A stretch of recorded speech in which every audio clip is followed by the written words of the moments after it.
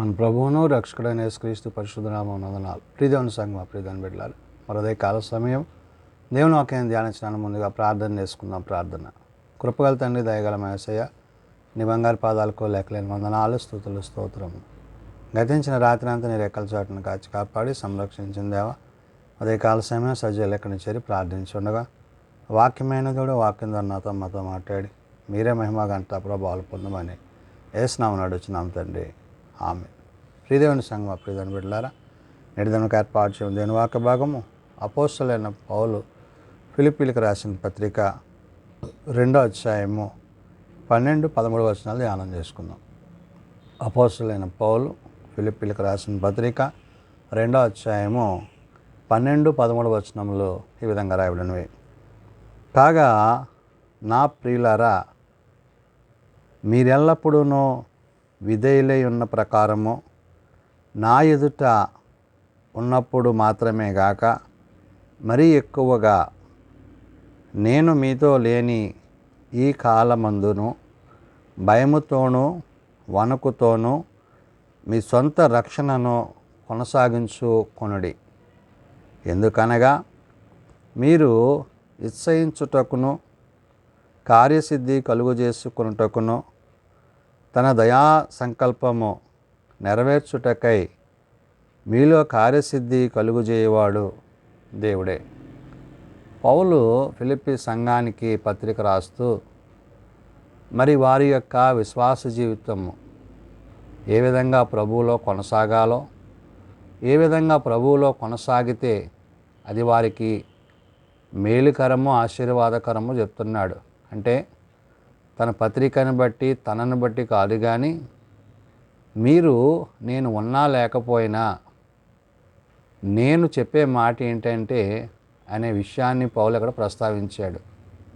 ప్రభువుని బట్టి, ప్రభు కార్యాన్ని బట్టి, ప్రభువు మీ పట్ల చూపిన ప్రేమ, అంటే ఆ ప్రేమను తాను కలిగి ఉన్నాడు కాబట్టి ఆ ప్రేమను గురించి పౌలు అక్కడ ఫిలిప్పీ సంఘంతో మాట్లాడుతూ భయముతోనూ వణకుతోనూ మీ సొంత రక్షణను కొనసాగించుకొనుడి అంటున్నాడు. దేవుని యందు భయభక్తులు కలిగి ఆ భయాన్ని భక్తిగా మలుచుకొని ఏ భయము చేత ఏ భక్తితో మీరు కొనసాగుతున్నారో ఆ భయము కలిగి భక్తి కలిగిన దేవుని ఎడల నేను ఉన్నా లేకపోయినా దేవుని యొక్క చిత్తము, అంటే ప్రభు యొక్క ఉద్దేశము, ప్రభు యొక్క ఆలోచన, ప్రభు యొక్క తలంపు మాత్రమే మీరు కొనసాగించండి.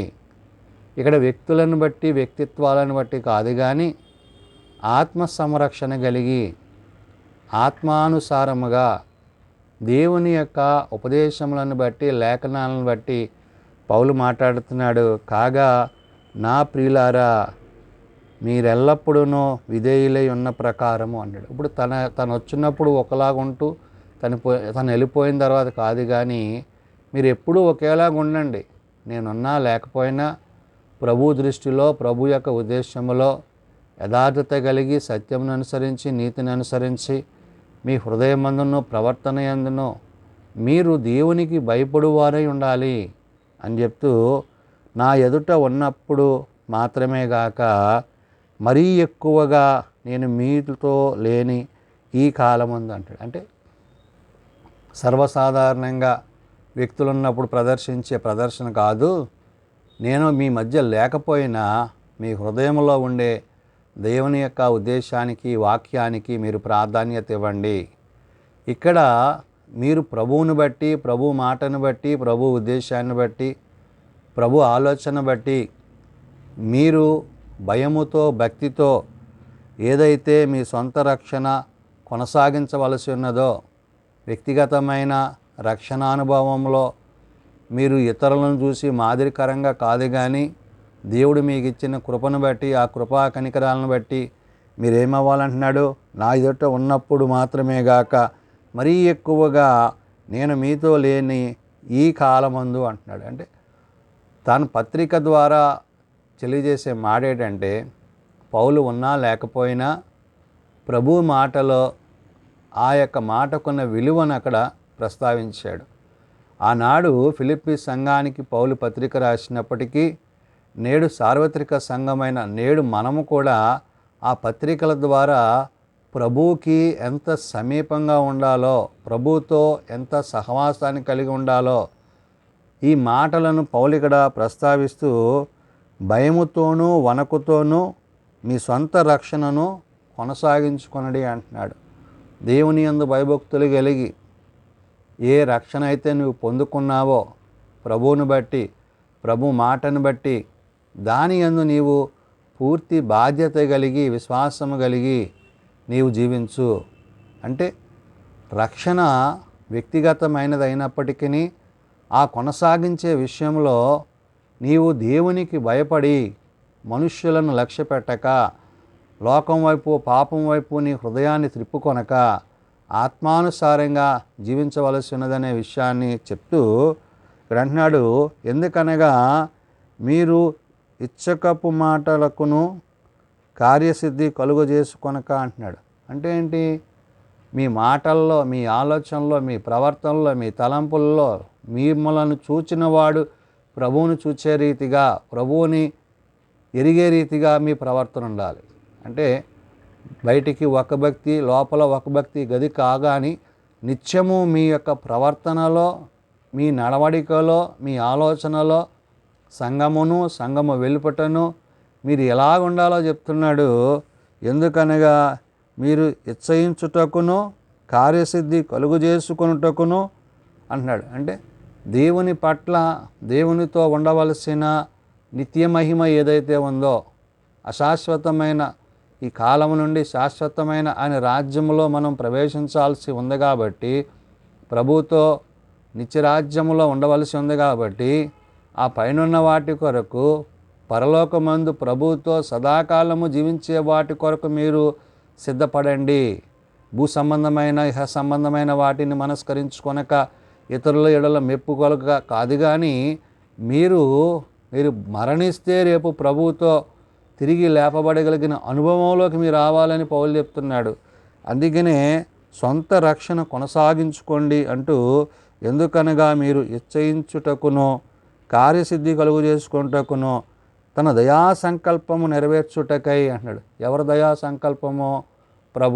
ప్రభువును బట్టి, పరిశుద్ధాత్మను బట్టి ఏ రక్షణ అయితే నువ్వు కొనసాగించవలసి ఉన్నదో ఆ రక్షణ కార్యము నీలో, అంటే క్రీస్తు నీ కొరకు ప్రాణం పెట్టి మరణించి తిరిగి లేచినట్లు నీవు ప్రభువులో ఉంటే నువ్వు మరణించినా తిరిగి ఆయనతో ఆయన రాజ్యంలో నివసిస్తావు. కాబట్టి మనకు ఒక నిరీక్షణ ఉంది. ఏంటి?